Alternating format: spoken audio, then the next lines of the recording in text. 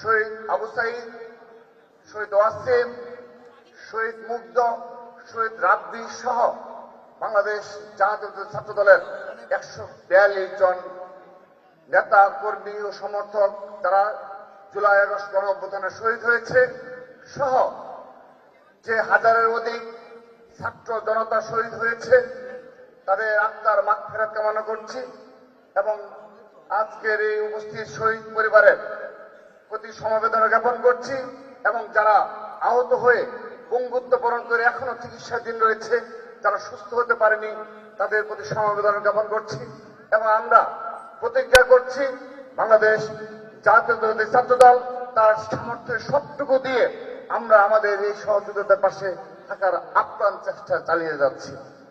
প্রিয় উপস্থিতি, আজকের এই অত্যন্ত প্রাসঙ্গিক এই কর্মসূচি প্রণয়ন করার জন্য আমি ধন্যবাদ জানাচ্ছি যে জাতীয় জুলাই সম্মেলন যারা এর আয়োজক তাদেরকে অনেক ধন্যবাদ ও কৃতজ্ঞতা জানাচ্ছি যারা প্রতি বছর এই কর্মসূচি অবশ্যই পালন করা হয়। এ কারণে করা হবে, আমরা বিগত 2টি বছর যা দেখেছি এবং সর্বশেষ আজকে আমি অত্যন্ত দুঃখ ভরাক্রান্ত হৃদয়ে অনেকগুলো বক্তব্য শুনেছি যে সত্যিকার অর্থে বিগত 1.5 বছর যারা ক্ষমতায় ছিল তারা শহীদ যারা বীর শহীদদের পরিবারকেও ভিন্ন দৃষ্টিতে দেখেছে। আমি ধিক্কার জানাচ্ছি।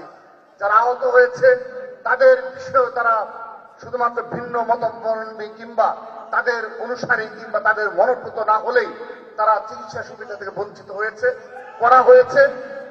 অত্যন্ত দুঃখজনক ঘটনা। এটি কখনোই জুলাই আগস্টের স্পিরিটের সাথে কখনোই কাম্য ছিল না, এটি কখনো প্রত্যাশিত ছিল না। প্রিয় উপস্থিতি, আমরা মনে করছি সেই দিনগুলোর কথা যখন 1 জুলাই 2024 বৈষম্য বিরোধী ছাত্র দলের ব্যানার সংগঠিত হলো, তারপর সেই দিনগুলোর কথা মনে পড়ছে। 7 জুলাই 8 জুলাই বাংলা ব্লকেট করা হলো, শাহবাগ অবরোধ করা হলো। আমরা বাংলাদেশ জাতীয়তাবাদী ছাত্র দলের গর্বিত সাংগঠনিক অভিভাবক জনাব তারেক রহমানের একক নির্দেশনায় ছাত্র দল সবগুলো বিশ্ববিদ্যালয় ক্যাম্পাসে আমরা এই আন্দোলনের সম্মুখ সারিতে থেকে নেতৃত্ব দিয়েছি। আমি শ্রদ্ধা করে আমি স্মরণ করছি সেই দিনগুলোর কথা। বাংলা ব্লকের শেষ হওয়ার পরে সেই 12 জুলাই 14 জুলাই 15 জুলাই যখন অগ্রসর হচ্ছি, সে সময় ছাত্র দল ছাত্রলীগের চোখে চোখ রেখে, ফ্যাসিস্টদের চোখে চোখ রেখে বলেছিল দেশটি কারো বাপের না। ঢাকা বিশ্ববিদ্যালয়ে আমাদের বোনেরা স্লোগান দিয়েছিল লাখো শহীদের রক্তে কেনা দেশটি কারো বাপের না। মনে পড়ছে সেই দিনগুলোর কথা।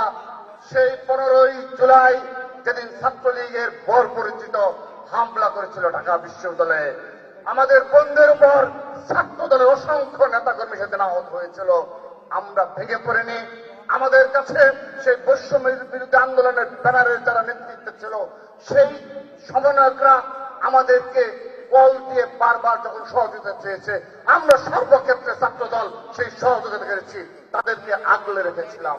মনে পড়ছে ঢাকা বিশ্ববিদ্যালয়ের ছাত্র দল সহ আশপাশের সকল শিক্ষা প্রতিষ্ঠানের নেতৃবৃন্দ সেই ভয়ঙ্কর 15 জুলাই সেই ছাত্রলীগের নৃশংস হামলার পর শহীদুল্লাহ হল সহ কার্জন হলের যে 3টি হল রয়েছে সেই হলগুলো আমরা ছাত্রলীগ হাত থেকে দখল নিয়েছিলাম।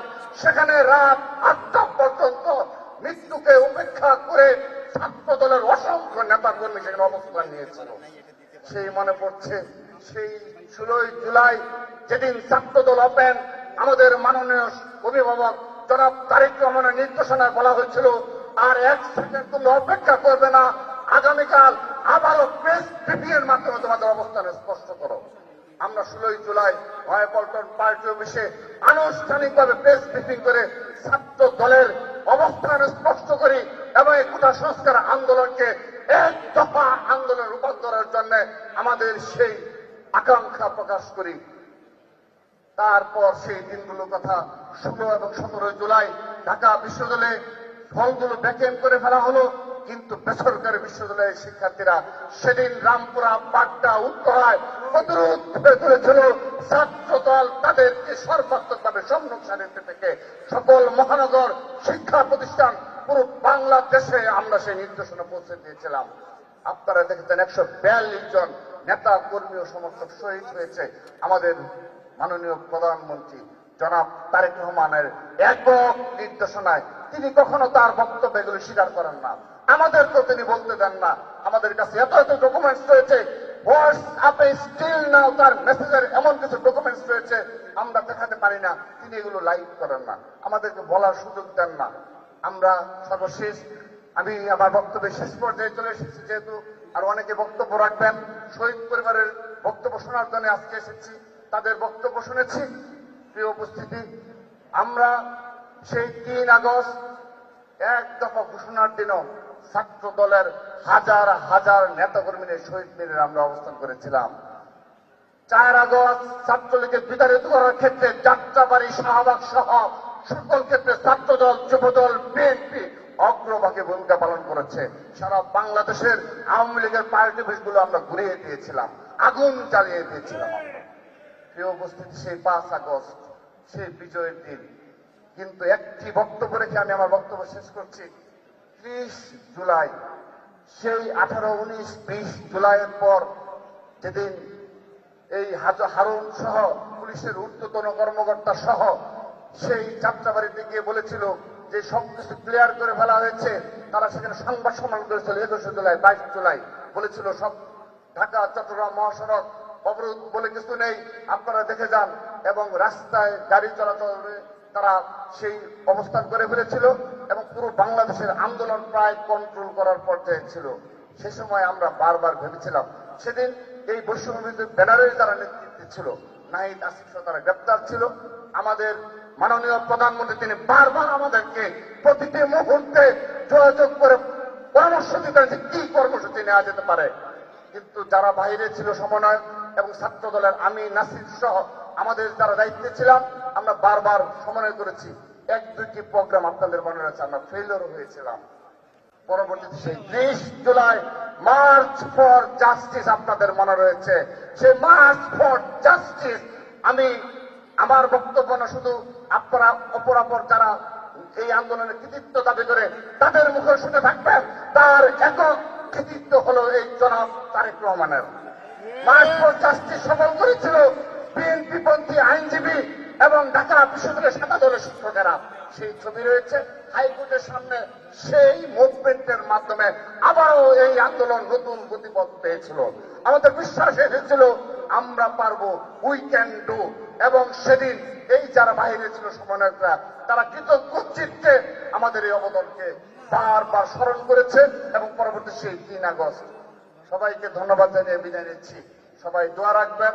আমি কথা দিচ্ছি শহীদ পরিবার সহ সবাইকে আমরা যতদিন বেঁচে থাকবো ততদিন এই জুলাইকে ধারণ করে বাংলাদেশ বিনির্মাণে আমরা ভূমিকা রাখবো।